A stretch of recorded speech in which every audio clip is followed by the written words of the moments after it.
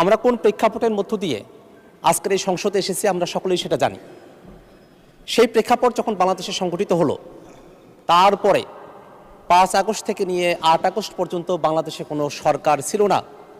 সেই সময়টাতে বাংলাদেশের সংবিধান কতটুকু কার্যকর ছিল সেই ব্যাপারে কি আমরা খোঁজখবরটা রেখেছি মাননীয় স্পিকার? আমরা একটা জিনিস স্পষ্ট করে বলতে চাই, আমাদের এখানে বর্তমানে যিনি আইনমন্ত্রী আছেন তিনি যে তখন অ্যাটর্নি জেনারেল হিসেবে নিয়োগ পেলেন, কোন সংবিধানের বদৌলতে তিনি অ্যাটর্নি জেনারেল হিসেবে নিয়োগ পেলেন সে প্রশ্নটা কি আমরা ভুলে গিয়েছি মাননীয় স্পিকার? মাননীয় স্পিকার, যে অন্তর্বর্তীকালীন সরকার শপথ গ্রহণ করেছে সে অন্তর্বর্তীকালীন সরকার বাংলাদেশের সংবিধানের কোথাও এর কোনো বর্ণনা নেই। যে সরকার আগের সরকার তারা যে পদত্যাগ করেছে সেই পদত্যাগের ফর্মুলা কি, সংসদ যে ভেঙে দেওয়া হলো 6 তারিখে, সেই সংসদ ভেঙে দেওয়ার ফর্মুলাটা কি সংবিধানে বর্ণনা করা ছিল তার কোনো কিছুই সেই সময়টাতে মাননীয় স্পিকার সংবিধান অনুযায়ী হয় নাই। কারণ সেই সময়টাতে 24-এর অভ্যুত্থানের মধ্য দিয়ে হাজারো মানুষের জীবনের মধ্য দিয়ে নতুন এক বাংলাদেশের প্রত্যয়ে জনগণের অভিপ্রায় ব্যক্ত হয়েছিল মাননীয় স্পিকার।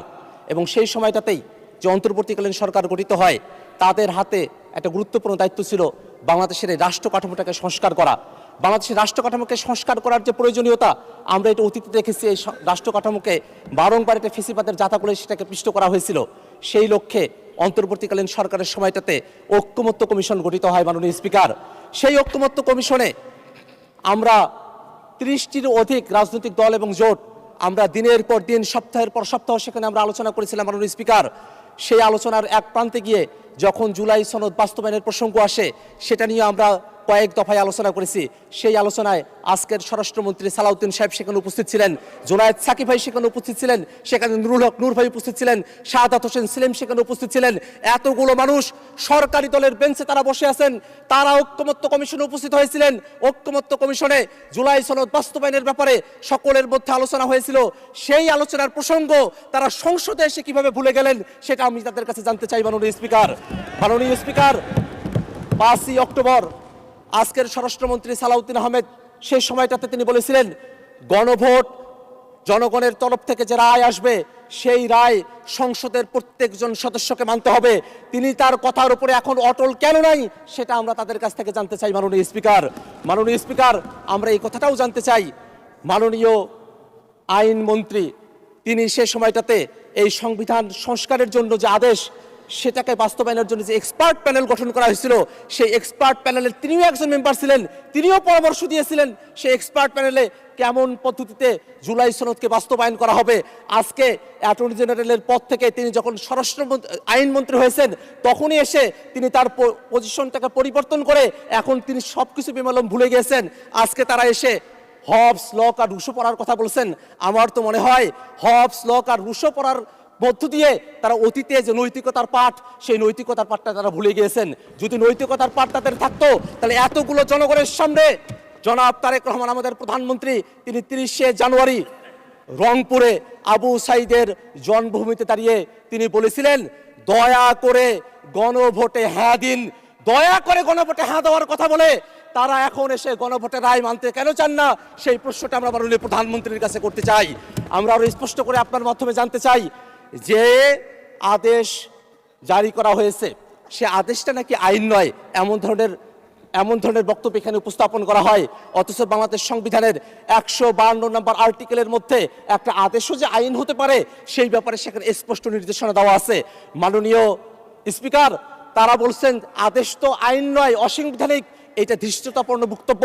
জনগণ যেখানে গণভোটের মধ্য দিয়ে এই আদেশের পক্ষে রায় দিয়েছে সেখানে জনগণের রায়কে অসাংবিধানিক বলা এই সংসদকে কলঙ্কিত করে মাননীয় স্পিকার।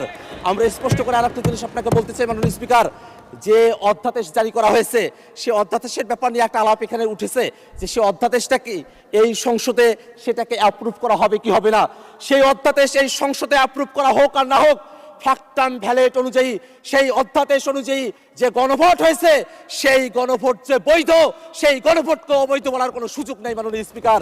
আমরা আর একটা কথা বলতে চাই মাননীয় স্পিকার, যে অধ্যাদেশের কথা আপনারা বলছেন অধ্যাদেশগুলো এই সংসদ উত্থাপন করা হয়েছে সেই অধ্যাদেশের মধ্যেই জুলাই সনদ বাস্তবায়নের যে আদেশ সে আদেশটাকে রেফার করা হয়েছে।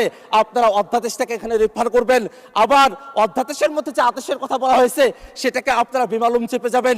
এই ধরনের দ্বিচারিতা বাংলাদেশের বাংলাদেশের সংসদে যদি আপনারা করেন, জনগণ আপনাদেরকে ছাড় দেবে না। মাননীয় স্পিকার, মাননীয় স্পিকার, আর একটা কথা আমি বলতে চাই যে আদেশের ব্যাপারটা নিয়ে বলা হয়, সেই আদেশ যেই 13ই নভেম্বরে জারি করা হলো, সেই দিন সালাউদ্দিন সাহেব, তিনি আমাদের স্বরাষ্ট্রমন্ত্রী বর্তমানে, সেই দিন তিনি ব্যক্তিগতভাবে আদেশের ব্যাপারে তার আপত্তির কথা জানিয়েছিলেন। কিন্তু সেই দিন রাতের বেলা বিএনপির স্থায়ী কমিটির সদস্যরা মিটিং করে জনাব মির্জা ফখরুল ইসলাম আলমগীর তার নেতৃত্বে যে সংবাদ সম্মেলন করা হয়েছিল, সেই সংবাদ সম্মেলনে আদেশ জারির দিনে বিএনপি দলীয় সিদ্ধান্ত নিয়ে তৎকালে প্রধান উপদেষ্টাকে ধন্যবাদ জানিয়েছিল। সেটা কোন স্বার্থে সেদিন ধন্যবাদ জানিয়েছিল, আমরা সে বিষয়টা তাদের কাছ থেকে জানতে চাই। মাননীয় স্পিকার, আমি আপনার কাছে আর একটা বিষয় একটু খোলাসা করে বলতে চাই। জুলাই সনদের মধ্যে দিয়ে আমরা কি চেয়েছি? আমরা চেয়েছি এমন একটা বাংলাদেশ, যেই বাংলাদেশে আগের মতো করে সরকারি সাংবিধানিক প্রতিষ্ঠানগুলোতে নিয়োগ হবে না। আপনারা যদি নতুন বাংলাদেশের কথা বলেন, আপনারা কি আবার আগের মতো করে নুরুল হুদার মতো একজনকে আপনারা কি নির্বাচন কমিশনার বানাতে চান, নাকি আপনারা সেই 2001 থেকে 6 এর মতো আপনাদের মতো করে সংবিধান সংশোধন করে KM হাসানের মতো একজনকে আপনারা যখন তত্ত্বাবধায়ক সরকারের প্রধান করতে চেয়েছিলেন, তারপরে 17টা বছর বাংলাদেশকে যে সাফার করতে হয়েছিল, সেই ইতিহাসগুলো যে আপনারা ভুলে গিয়েছেন, সেটা আমাদের কাছে বড়ই দুঃখ লাগে। মাননীয় স্পিকার, আমরা একটা কথা বারংবার আপনাদের কাছে বলি, 90-এর পরে 3 জোটের রূপরেখা আপনারা সহজে মানতে চান নাই, কিন্তু জনগণ যখন রাজপথে নেমে এসেছিল, আপনারা কিন্তু তখন মানতে বাধ্য হয়েছিলেন। আমরা জানি নির্বাচনের আগে আপনারা যখন জনগণের কাছে গিয়েছিলেন, আপনারা গণভোটের কথা বলতে বাধ্য হয়েছিলেন। আপনারা এই কারণেই বাধ্য হয়েছিলেন, নতুবা জনগণ সেই সময়টাতে যে সিদ্ধান্ত নিত, সেই সিদ্ধান্ত আপনাদের ফেভারে নাও যেতে পারতো। সেই জনগণকে তারা আজকে জুলাই সনদ পরিস্থিতি পড়ে নাই, সেই ব্যাখ্যা বিশ্লেষণ করার কথা বলা হয়। যেই জনগণ জুলাই সনদে ভোট দিয়েছে, ওই জনগণ তো সরকার নির্বাচনের জন্য ভোট দিয়েছে।